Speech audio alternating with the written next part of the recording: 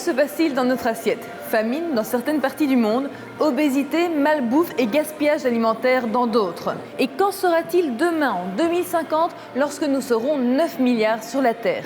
C'est le thème de cette exposition qui se passe ici, à Bruxelles, à Tour et Taxi, jusque juin 2012.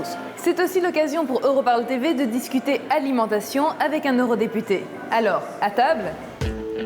C'est au restaurant Parkside Brasserie, situé dans le quartier européen à Bruxelles, que nous avons invité l'eurodéputé Marc Tarabella, membre de la commission parlementaire Agriculture. Alors voilà, nous sommes à table et au menu, l'alimentation des citoyens européens. Est-ce que l'alimentation reste une priorité pour l'Union européenne? Reste une priorité, que ce soit au niveau de la politique agricole commune, qui reste une des grandes politiques de l'Union européenne, mais aussi en termes de consommation, de bien informer les citoyens, de le sécuriser par rapport aux aliments qui lui sont donnés.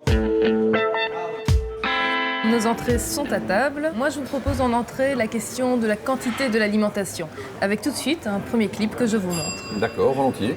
Nous serons 9 milliards d'êtres humains sur la Terre en 2050, alors que la Terre et ses ressources n'augmenteront certainement pas. Les pays en voie de développement feront certainement face à la famine. Quelle solution? Une agriculture différente, plus variée au niveau local pour satisfaire les populations pauvres?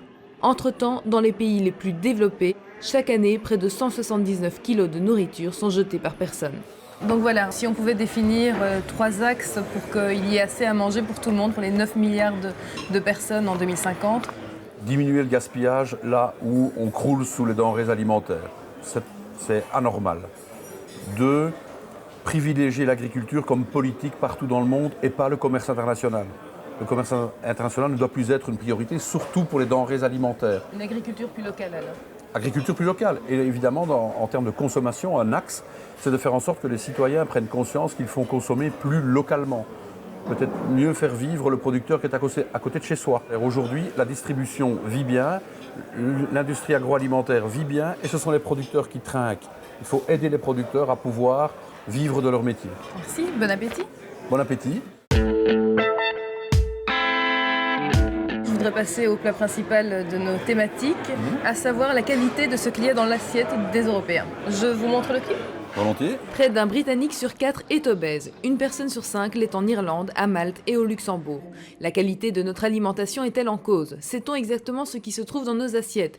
Comment peut-on le savoir? L'étiquetage alimentaire vient de faire l'objet d'une nouvelle réglementation européenne. Pourra-t-on un jour avoir dans son assiette de la nourriture issue du clonage? Qu'en est-il de notre résistance aux antibiotiques? Quand on parle de la qualité de ce qu'il y a dans notre assiette, on pense surtout sécurité alimentaire et hygiène?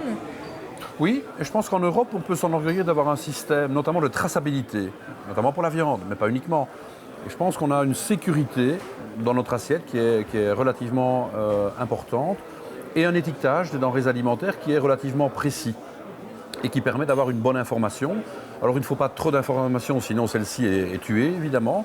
Et il faut une information, par exemple, par rapport à l'énergie.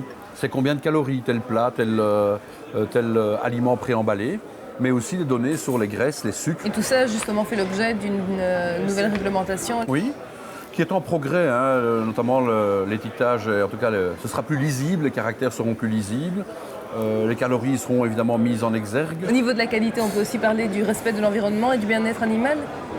Bien sûr, c'est une valeur que l'Union européenne intègre de plus en plus par rapport à des législations qui se succèdent et qui veillent au bien-être animal, sans doute que beaucoup plus que d'autres parties du monde, mais aussi à la méthode de production qui doit être plus respectueuse de l'environnement, des animaux. Le clonage Le clonage, on n'est pas réceptif. Pourquoi faire souffrir les animaux alors qu'on peut produire tout à fait autrement et en suffisance?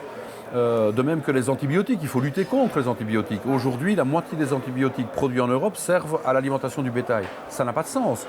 Et d'ailleurs, en termes de santé publique, ça représente un danger pour les citoyens qui sont de plus en plus résistants à certains virus parce qu'ils mangent des antibiotiques sans le savoir. Qu'est-ce que vous avez pris comme dessert? Une crème brûlée à la vanille de Madagascar. Vous l'assumez, elle vient de Madagascar. L'empreinte carbone? J'assume, parce que j'estime qu'on doit diminuer l'empreinte carbone pour les produits qu'on produit partout sur la Terre. Le lait, la viande, mais par contre, pour des produits typiques comme la vanille, comme le café, comme le cacao, je me réjouis qu'ils viennent de pays où ils sont cultivés, en espérant que la culture de ces produits puisse évidemment être bénéficiaire aux producteurs locaux Donc on peut manger notre dessert en paix, sachant qu'en 2050, alors que nous serons 9 milliards, nous aurons tous de quoi manger? On doit l'espérer et faire en sorte que les producteurs européens soient toujours des gens qui soient fiers de leur métier, puisqu'on leur a conféré à quelques pourcents d'entre eux le rôle de nourrir tout le monde. Eh bien, bon appétit. Bon appétit à vous. Merci.